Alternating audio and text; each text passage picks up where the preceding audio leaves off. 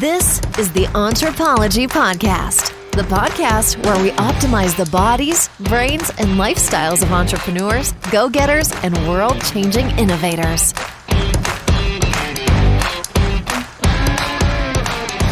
I used to ask everyone the same question at the end of the Entrepology Podcast.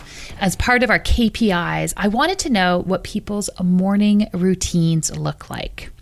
And then I stopped asking the question for a while. I stopped asking the question not because I wasn't curious, but because I had this slight sense of shame around the fact that my morning routine had fallen apart. I have 3 kids currently under the age of 10, but when this started 2 years ago, we shift all of those down 2 years. I had a 2-year-old, I had a 5-year-old, and I had a 7-year-old. And as much as I tried to have the consummate morning routine, I just couldn't make it happen. Well, fast forward 2 years and a lot of stress later. And what I realized about my morning routine was not that I couldn't make it work because of the age of my kids. It was because I was trying to copy the morning routines of all of these other people, these people without children, these people whose kids had grown up, these people who had full-time help and support in their life. So what I want to take everyone through today on the eve of Adult New Year is the framework for my new morning routine, something I hope that you're going to be able to use in your life as well. Welcome to the Entrepology Podcast. I'm your host, Dr. Megan Walker. As a naturopathic doctor and anthropologist, I optimize the health and performance of badass women working to change the world as entrepreneurs and go-getters. You know, people exactly like you. Your business, body balance, and inner badass. These are the themes we are exploring. So happy Adult New Year to all of you who are hopefully one day soon sending your kids back to school. Ours keep getting pushed back week by week, but it hasn't negated the fact that the cool, crisp evenings of August and the slight changing of the leaves up here in Toronto are really making me start to slip back into this time of year where I feel like everyone gets back on the bandwagon with respect to routines. We're all looking for a little bit more organization. And despite it being 2020, I think all of us are in a position to be able to start to create a new level of routine. There is a new normal, also known as chaos. But I think one of the things that combats the anxiety of our current climate is having some steadiness to our day, some predictability to our day. We as humans need a few things. We need assurance, we need patterns, we need routine, our adrenal glands in particular. But psychologically, we also do well with a little bit of challenge, a little bit of change. 2020 has provided that to us in spades. And so as I talk to parents and friends and people heading back into the school year or back to work, there's an undercurrent of anxiety. And for me, what it inspired was this need to really sit down and start to practice and execute on a morning routine that gave me control as I started my day. And this really came to a head for me as I spent the last 10 days of the summer with my 3 girls alone, just the 3 of us, doing a 10-day road trip around the province, visiting various family members who we hadn't seen because of COVID, and we wanted to see them before we headed back to school. And not having access to my routine, not having access to just a little bit of time on my own, not having them have access to their toys and their space, it really showed and demonstrated for me how quickly things can spiral out of control when we don't have that semblance of continuity. And so I'm getting back into my Adult New Year, just like all of you, which means I'm getting back into my routine. And so there really were, and I'm going to take you through it, but there really were sort of a few key learning points that really struck home for me as I was away with my kids and I didn't have access to some of these predictable elements. And the first was this: I need alone time at the start and the end of my day. I love my children, but I found myself repeatedly saying, Mommy just needs space. I need a physical perimeter around my body, and I need a psychological perimeter. I just need some time that is alone and quiet. And I used to watch my mom do this when I was growing up. She'd get up at that point, it seemed like ungodly hour sleeper, and she's someone who likes to sleep in. But she'd get up routinely so early before the rest of us, and I didn't understand it. And now, as you totally do once you have your own kids, I totally get it. So I need alone time at the start and the end of my day. And these are real musts for me. These are things that just help me maintain my psychological state. I realized that planning reduces anxiety. I already knew this, but it was a reminder to me. I used to fight excessive planning. I used to fight excessive, strategic planning, all these things. I was like, it's going to break my creativity. It's not going to let me go with the flow. Total opposite. The more you plan, the more you have your routine laid out, in particular with respect to your time, the more you're going to be able to create space to do that creative work. I came up with this limiting belief that I needed to have unlimited space and no planning so that I could be creative when I didn't have kids and I was early on in my business. But now that I have so many demands on my time, if my creative time and my alone time isn't actually in my schedule, no one respects it. So I have a code word for my creative time on my calendar. My husband thinks I have an appointment, but really what I have is time to think about my family, about my business, about being creative, because I'm inherently a creative person, but I need space to be able to do it. So planning reduces anxiety. And so as we're talking about morning routines today, one of the things I'm going to encourage you to do is plan it out. Plan what you want your morning routine to look like. The third thing I realized is that exercise is the most important part of my creative process for my business. I have yet to ever return from a run or getting off the Peloton or working out where I haven't been like, I had an amazing idea that emerged during that time. A lot of people talk about getting ideas in the shower. I don't get ideas in the shower, probably because I'm just trying to rush through so the next person can get in. But for me, exercise is when that creative flow starts to happen. Nothing else can access me. There's a theme here. I seem to need some space. So exercise is one of those things that is an absolute must for me. It actually accelerates my business. I can measure the direct ROI in terms of creativity when I'm exercising or not. It doesn't mean it has to be hardcore, but it means I have to create space to do it. So cue in my morning routine. So as I mentioned in the opening, I've struggled with the morning routine piece for a long period of time because what I tried to do was apply everyone else's morning routines to what I was doing. And I don't know why I did that. It was that perfectionistic part of me. It was the coming out of school, paint by numbers way of thinking. And I had to stop. I had to stop and go, okay, how do I approach this from a critical perspective? I know what my primary needs are. I need alone time. I need to be able to plan, and I need to be able to exercise.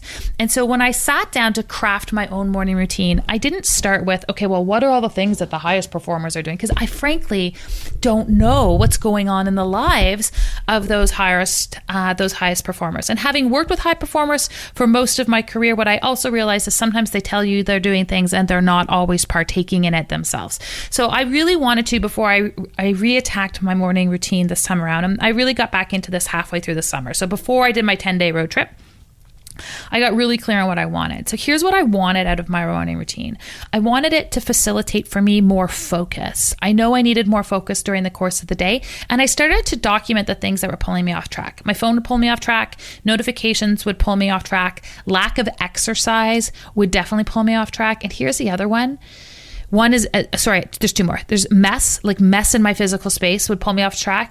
I'd be like, there's a stack of envelopes I haven't opened. I better go and open those. Or, I know that there's laundry sitting on my floor. I got to throw it into I need my physical space really clean. But I realized that the digital version of having laundry on the floor of my closet is having emails unattended to in my inbox. And anyone who's tried to email me knows I'm notoriously terrible at email because I didn't plan where it's going to fit in my day. So one of the things, and I'll talk about this as I get into the productivity side of my morning, one of the things that I did is I moved email into my morning routine. Now, I struggled with this because all the experts, all the productivity people, they're like, oh, don't do that. That's not a good idea. I don't want you to do that.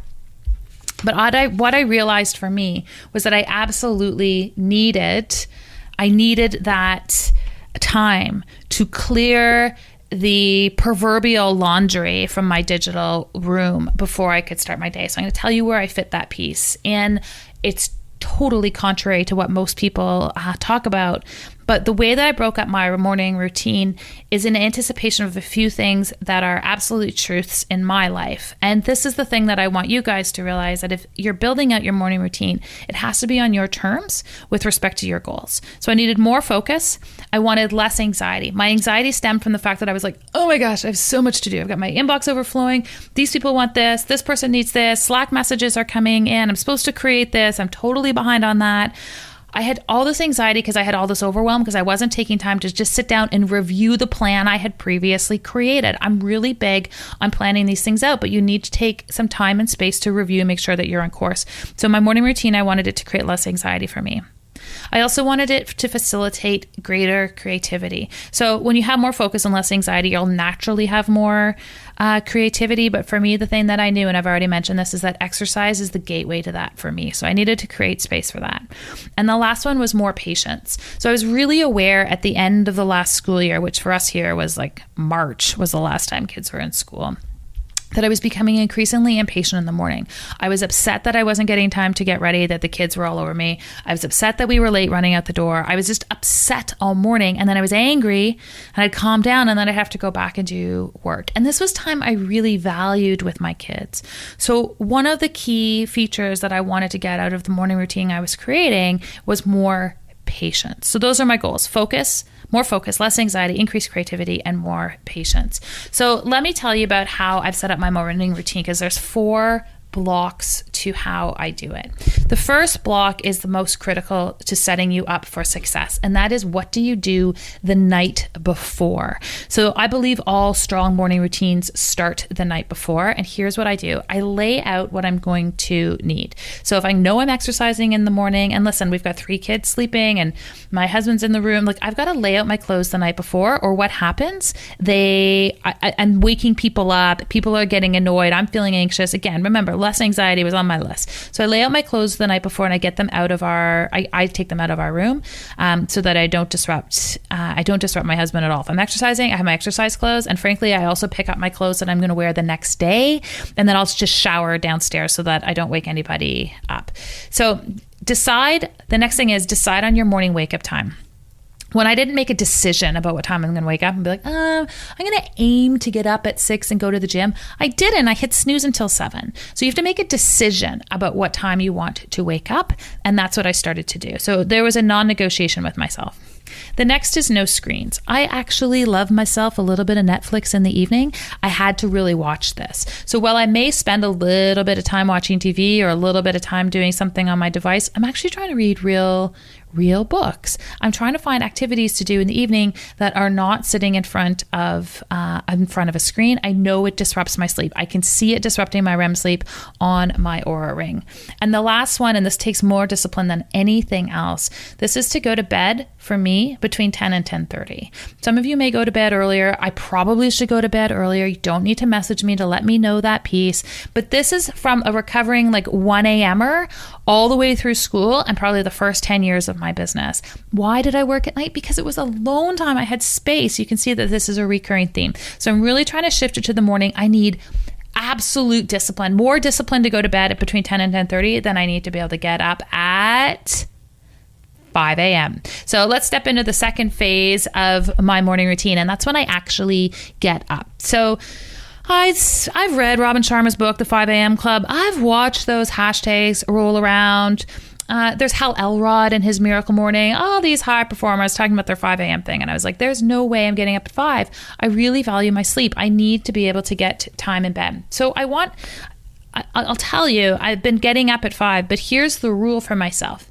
If I have kids in my bed all night and they're all over me, if somebody's sick, if things are going sideways, I don't have to get up that early. So quality sleep is going to trump getting up at that time. So if you're like, oh man, I got to start getting up at 5 o'clock in the morning, how am I ever going to do it? You may have to start this morning routine process by actually working on how to have effective sleep. That might be step 1 for you, easing your way into this. And easing your way into it, I really encourage you to do.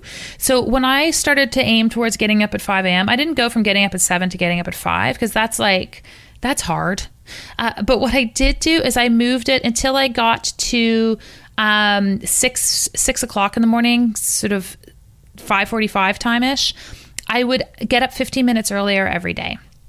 So during the beginning of the summer, I was letting myself sleep in a little bit. I'd worked really hard. I was really tired. I knew I needed a recovery phase. So I let this morning routine piece go. But when I got back into it, once I hit that 6 o'clock, 6:15 in the morning place and slowing things down by 15 minutes, then what I did every day is I got up 5 minutes earlier. 5 minutes, no sweat. I can totally make that happen until I hit that 5 a.m. piece. Now remember, one of the keys to this being successful is making the decision that you are going to get up at 5. So that was one of the key pieces here, is that I had made the decision that 5 a.m. was when I was going to be getting up. So I get up at 5, and here's what I do. The very first thing I do is a priming exercise where I literally lift my hands up above my head and I do 20 quick breaths out while pulling my hands down, so up and down. And I do this just to start to move and invigorate my body. I also get really stiff in the morning. I sound like an 80-year-old, but I do. So this is a really good way to move. I also then just literally get on the floor. So I'll get out of the room to do this, but I'll sit on the floor or I'll sit on the couch or I'll throw down a yoga mat. And I will just move my body. This is not pretty yoga. This is not something planned. This is just like where I need to move, I will move so that I really just start to feel a little bit invigorated. I will brush my teeth, and this really matters to me because when we were renovating and moving around, often when I got up in the morning, if I went to brush my teeth, I'd wake somebody up. So I'd have to spend the first 45 minutes with unbrushed teeth. And so now I actually really revel in the opportunity to do that.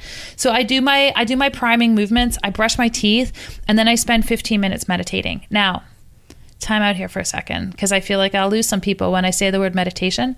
I suck at meditating. So I am learning to meditate. I've tried the Muse, which I quite love, which is like a biofeedback. I have tried devices and guided stuff. I'll fall asleep in 10 seconds. I'm a very good sleeper.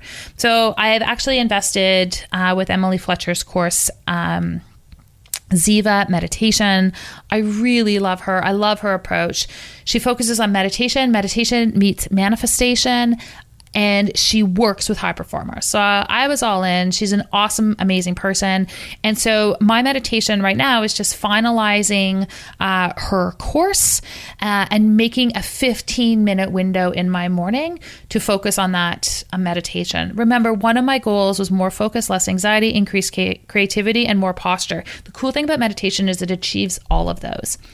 The other thing about meditation is that once people start meditating, they never go back. And that was one of the key features here, is that I wanted to start to put something into my routine that I could make part of a permanent change in my life. And so 15 minutes of meditation in the morning was definitely something that I could commit to, but it's a learning process. It ebbs and flows. I need different tools and devices at different times. But what I would encourage you to do on the meditation front is just explore it. Explore what that means. Maybe it starts with journaling. Maybe it starts with something guided. But if you want to start to look at putting it in, there are tons of ways to get started. The next part of my morning, so this takes me from 5 until 5:30. Then from 5:30 until 6, this is where I go upstairs. I make myself some coffee. I focus on learning, reading, and planning. So I have always purchased online courses. I'm attracted to that way of learning because I have control, but I need to create space in my day to do that. So if I'm in an active course, that time from 5:30 to 6 a.m. is when I do it. I spend 30 minutes chunking away at it. I listen to something new. It lets me really think about something. It gives me a little sense of focus. So I will do that in that window.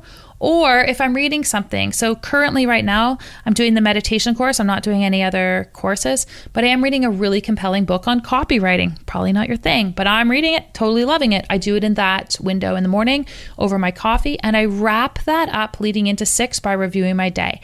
I need 5 minutes to make sure that the actions over the course of my day and my big rock goals for the course of the day are on track with respect to what I want to get done that week. I make sure I have no meetings coming out of left field, but I spend that time really setting myself up.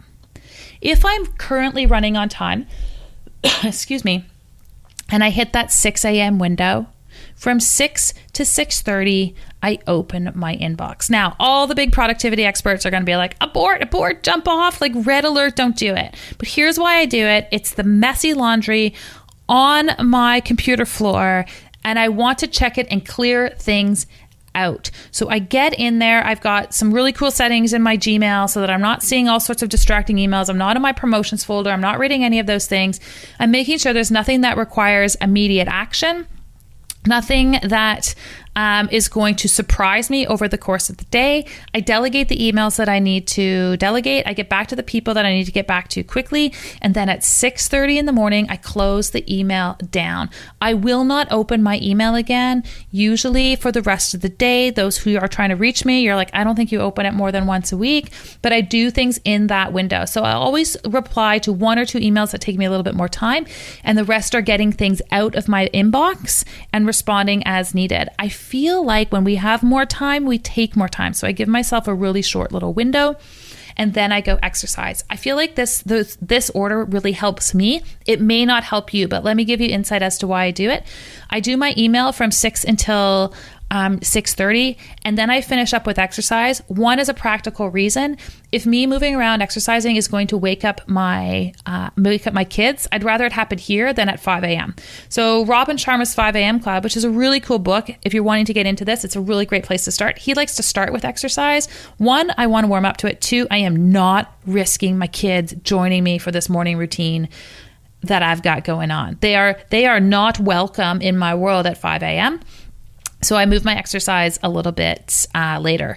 So 6:30 in the morning, I head into exercise. And also the second piece is that it helps me discharge any of the stress that I carried from my emails. I don't want my email and other people's problems penetrating my focus for the day. I do find jumping on the bike is really great for that. It's gone. I release it. I refocus. I've got a hit of dopamine, and then I can go immediately to the shower. So I really get the most out of those 2 hours in the morning. I am focused. I feel like I've already been productive. I know exactly where I need to execute, and I don't have all of the distractions hanging over my head. I'm not feeling guilty because I didn't show up the way I wanted to show up as a parent. I'm not curious about who needs access to me from my inbox. And as I get going and as I move into the next stage of my life, as my kids get a little bit older and more self-sufficient in the morning, I may become one of those people who with their morning routine finds that they can chunk out the biggest piece of productivity of their day before 10 a.m. But it's not where I'm at right now. And that's what I want to leave you with as we wrap up this episode. I love having this morning routine. It gives me back power. It gives me back control. It gives me back my time and my space. But I built it on my terms, in my way. So if you're looking at getting into your own morning routine, really starting to solidify these pieces out, where I'd encourage you to start is in what your goals are in terms of how you want to feel over the course of the day and how you want to be able to execute over the course of the day, and then work backwards from there. I'd love to carry on this discussion. I'd love to hear from you what you're building into your morning routine, how you are making it work. Like always, we are going to carry on this discussion over in the Entrepology Collective Facebook group. That's where you're going to be able to hang out with other high performers just like you as we tackle everything from parenting to morning routines to supplementation to, gosh, you name it. The things that are important to us as female high performers, we are chatting about it over in the Entrepology Collective. I would love to see you there. And until next week, I will challenge all of you guys to try out your new morning routine. Give it a go. Get clear on what you are looking for, and we will see you again next Tuesday morning. The Entrepology Podcast is about leveling up your mindset, your health, and your business so you can maximize your impact in this world. To that end, we're going to begin with a new series of offerings to help you have that impact you've always dreamed of. Over on the Entrepology Podcast page, we're going to start doing live broadcasts of episodes. Sometimes these will be solo episodes, and sometimes these will be with guests. This is your opportunity to interact with us live as we are recording your favorite episodes. Adjacent to our Facebook page, we also have the Entrepology Collective, a free Facebook group with hundreds of fellow entrepreneurs just like you. In the Entrepology Collective, we're going to keep you up to date on upcoming masterclasses, interact daily, as well as have new offerings like our Badass Book Club. After a 2-year hiatus, we are bringing it back. Our new April and May selections are going to be announced in the coming weeks, and we would love for you to participate in all of these new virtual offerings. I believe that when people have their health, they can change the world. That is what inspired us to start this podcast in the first place. And that is what is inspiring us to keep going. I'm so appreciative of all of you. Give us a like over on Apple iTunes and come and join us in the collective. We'll see you there.